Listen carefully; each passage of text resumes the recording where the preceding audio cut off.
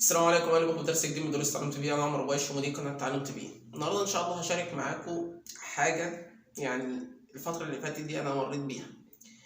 في نوعين من النقد، يا اما نقد بناء يا اما نقد سوء. انا بسميه كده نقد سوء. النقد البناء هو النقد اللي انت لما تشوف شخص يعني بيعمل حاجه غلط، سواء كان في محتوى سواء كان في حياته، انت بتنصحه وتقول له الصح من الغلط.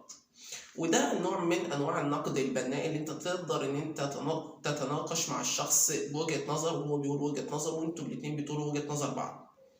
في نوع تاني من النقد، ولا هو النقد بناء ولا هو نقد سوء، هو نقد شخص ما يعرفش في الحاجة اللي انت بتعملها فهو بينتقد وخلاص.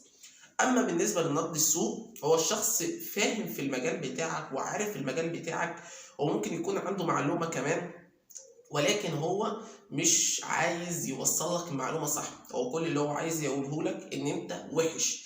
وده نوع من انواع النقد السوء، ان انت بتتعامل معاه تعامل ان انت بتقول وجهة نظرك. اما النقد اللي هو ولا بناء ولا هو سوء، انت الشخص ده يعني زي ما بتتقال كده بتاخده على قد عقله، فانت بتحاول انت توصلها له، بس ان انت يعني ايه، عايز تفهمه بس. لكن النقد السوء انت بتتناقش مع الشخص التاني، ولكن الشخص التاني ده هو عايز يفرض وجهة نظره. وده بالظبط اللي انا مريت بيه الفتره اللي فاتت، سواء كان في المحتوى. الشخص اللي بيتكلم معايا ساعات احيانا بيتريق على المحتوى، احيانا بيتكلم ان انا ما ينفعش ان انا اقدم سوشيال ميديا سواء في ايا كان الحاجه. ممكن شخص تاني يشوف ان انا والله كويس في السوشيال ميديا وان انت ينفع تتكلم، وده انا بنطبقه على حياتي العامه.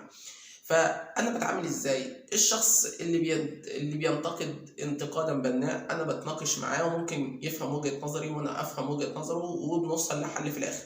اما الشخص اللي بينتقد انتقادا سوء، انت تقدر تتعامل معاه ازاي؟ حاول تاخده على قد عقله. هو ده الحل الوحيد، ان انا باخد الشخص ده على قد عقله. ممكن ما بوصلش معاه حل في الاخر، لان هو مقتنع اقتناعا تاما ان النقد بتاعه هو اللي صح، وان تريقته هي اللي صح، وان الرياكشنات وشه اللي هو بتتريق عليا او بتتريق على المحتوى اللي انا بقدمه او ايا كان، هو حر في اختياراته دي.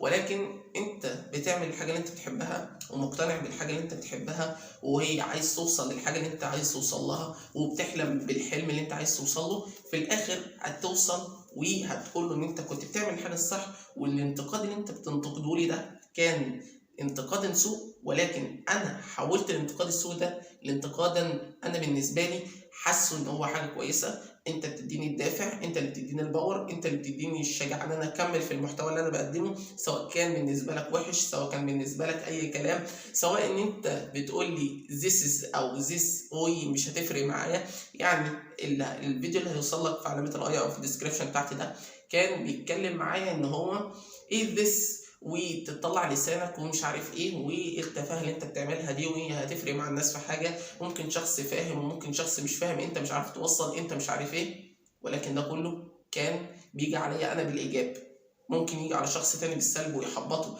ولكن انا كعمر الحاجات دي بالذات بتضيفني بالشجاعه، وان انا عايز اوصل، وان انا عايز اثبت للناس دي ان انا كنت صح في يوم من الايام. فالنقد ده، النقد السوء ده، حاول دايما في حياتك العاميه او حياتك الشخصيه او حياتك الاجتماعيه او ايا كان الحاجه اللي انت بتعملها، حاول دايما ان انت النقد اللي انت بتنتقده، الشخص اللي بينتقده لك الانتقاد ده، حاول دايما ان انت تجيبه في صفك، ما تخليهوش عليك. يعني ما تخليش النقد ده ان هو ياثر عليك بالسلب، وان انت تحبط من الحاجه اللي انت بتعملها، وان انت تبطل الحاجه اللي انت بتعملها، علشان الشخص ده عايز يوصل لك طاقه سلبيه، علشان هو عايز يوصل لك حاجه ان انت عايز دايما هو يكون فاشل، هو فاشل فعايز يفشلك زيه. فحاول دايما ان انت تكون عندك تحول النقد السوء ده لنقد انت حاجه كويسه وحاجه تديك الشجاعه وتديك الباور. اما الشخص اللي بينتقد انتقادا بناء، حاول انت دايما توصل له وجهه نظرك وهو يوصل لك وجهه نظره، وحاول دايما توصله ليه حاجه.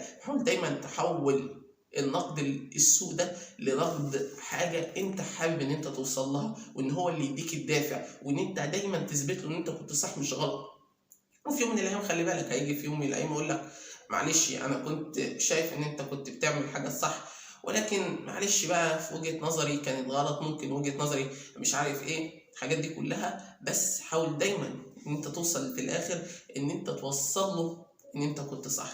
اشوفكم فيديو تاني. السلام عليكم.